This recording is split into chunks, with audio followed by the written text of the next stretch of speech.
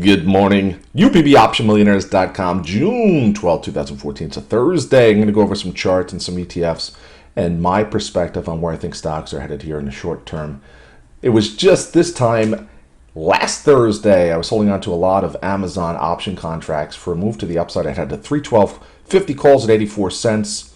Those went to, $18, something like that. And the 317.50s, I got to 21 cents the day before, back here when we were down at about 306, 305. Those went to $13 2 days later on the Friday. And you can see the stock has not let up. I mean, I held on those options from bottom to the top, which I did not. The entry at 21 cents, we bought 10 of them, it's $210 into $13,000. That's exactly why we trade options. That's why we look for these high beta names to move higher and get into the options before people think that move is going to happen. And look what happened with Amazon. We're going to get similar moves like this throughout this centrally bank manipulated stock market, because there's going to be a lot of high growth names or names that have been beaten down that are going to rally. And Amazon certainly beaten down from its $400 high. And you can look, Goldman Sachs actually upgraded the stock yesterday. Conviction buy that helped with some of the upside, was over 340 briefly yesterday before pulling back. This chart to me looks a lot like Apple did when it hit its high back in September of 2012. Apple bottomed in May, and just like we're getting here with Amazon, and now we get to move up. So I expect Amazon to get back to that $400 level sooner than later. But I'm not in any of the options quite yet, and we'll see. Maybe we get a little consolidation. The move up for Apple certainly was not profitable had you just bought calls every day. You got to time it right. That's what out of the money stock options is all about. Let's go over some charts and some ETFs. So start off with QQQ, the NASDAQ, which was down 0.4%. Again, this broadening descending wedge worked as a perfect breakout pattern here once we broke through the resistance line here. And then the double top from back in March we broke above. So this is all very bullish. And you can see if you zoom in a little closer, get a little closer. The 91 level I kept pointing out was a tough nut to crack that took us quite a while. What is that, 6 trading sessions? We moved up. Now we're at this level here, okay, the $92.50 to $93 level. And you can also see it with the SPY. Seem to be clinging to that 195 level. Just a great round figure. Yesterday, and I'll bring up the SPY, the S&P 500 ETF. Same kind of thing. We're moving up into a new channel here. Let me just pull it a little closer again. I don't want to sing that song again, but you can see that 195 level. This is a 20-day, 30-minute chart. Let me just pull back a little bit, 6-month daily, and then we'll zoom in. And you can see this 195 level just seems like a magnet. Even here pre-market, overnight we had futures rally, but then got beaten down. It just seems like this 195 level. I don't know if it's just, if there's a note on somebody's desk to make sure the market closes at this level on Friday. I have no idea, but nonetheless, we had a big pullback yesterday, intraday. And what do you think happened? But let me just pull in a little closer and you can see what I was talking about. There it is, the big pullback.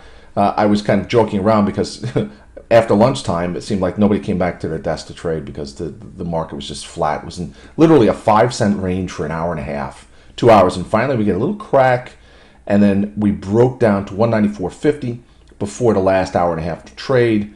Especially that 330 ramp where we got this just massive burst to the upside before pulling back a little bit, but closing right near the 195 level. And we're over it here pre-market. We have the situation over in the Middle East heating up. There's a lot of different headwinds, nothing like we saw back in 2011 and 2012 and 2013, but we'll see what happens here with the market.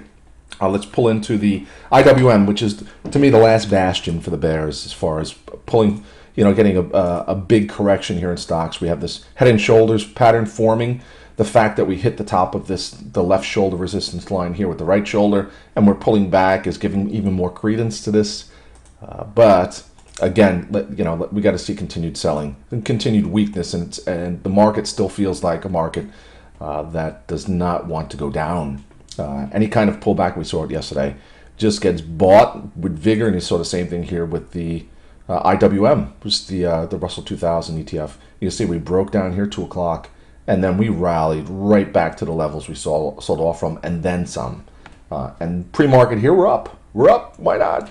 Let's go to TLT, which is really an important juncture here for the 20-year bond ETF. This is going to help tell you if interest rates are rising or going lower. And right now, after briefly breaking out of this long-term resistance, and you go back, this goes 5 years. I mean, a break of this would have been so bullish here for the bond market. And right now we've bounced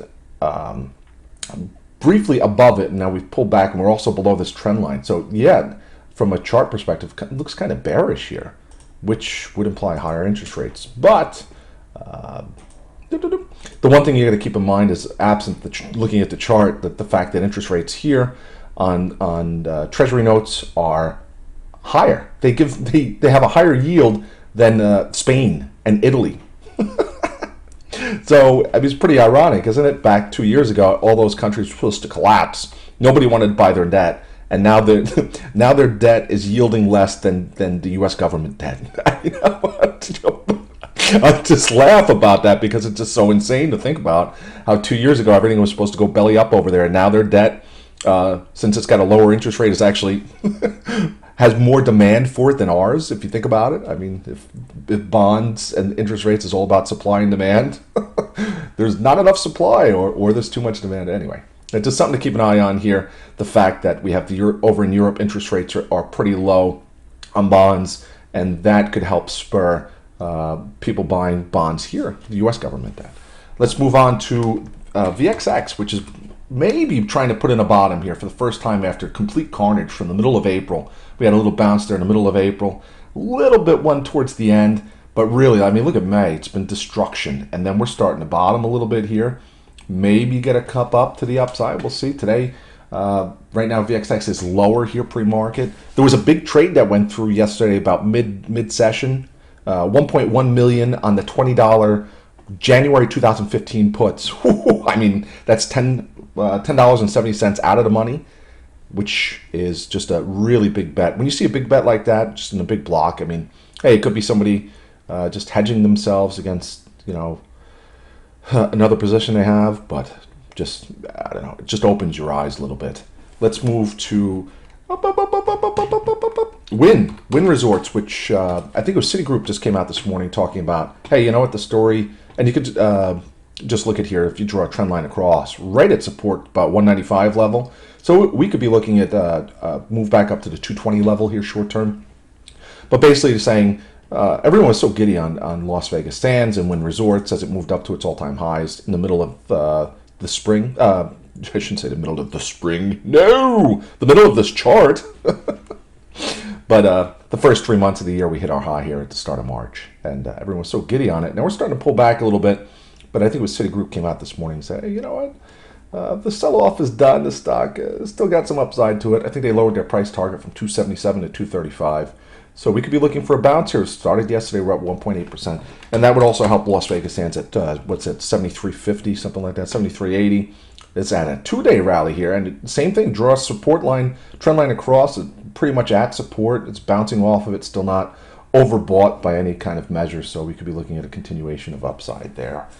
Gold, silver. Gold is up pre-market, and you can see it hit the top of this trend line here. It's a long-term trend line. We could be looking for another test of that.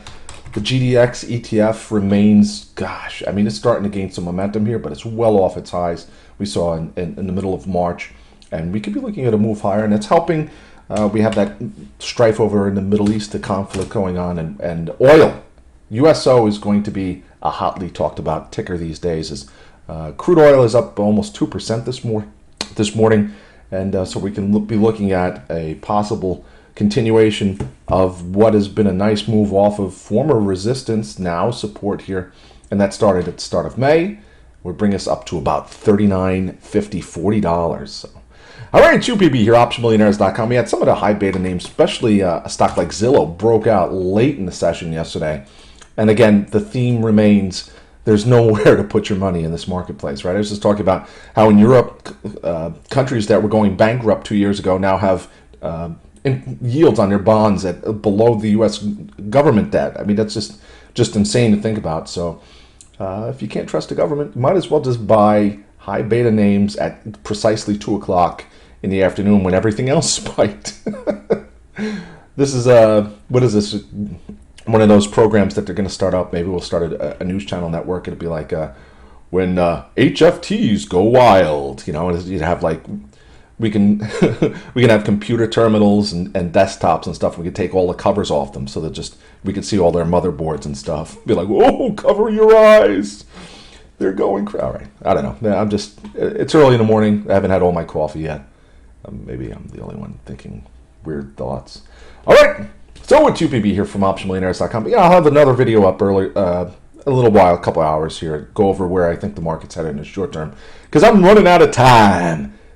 All right. I'll see you in the chat room at OptionMillionaires.com. By the way, I just wanted to bring it up. I am still in my Caterpillar puts. I got them at 20 cents. They're now 11. So there you go. If you like losing money, yeah, you would have bought those. I'm also Netflix. So just bring that up as well. Netflix has been very resilient. Keeps looking like it wants to fall back. It's really started the week off with an upgrade. We had the late session little pullback there on Netflix, but right now it's over 430 pre-market. This is the last 5 trading days. It spikes at the open, fades, spikes at the open, fades, spikes at the open, fades, and it just feels like it just wants to melt lower. That's what it feels like. But what it does and what it feels like are two separate things. All right, see you in the chat room at OptionMillionaires.com. Goodbye!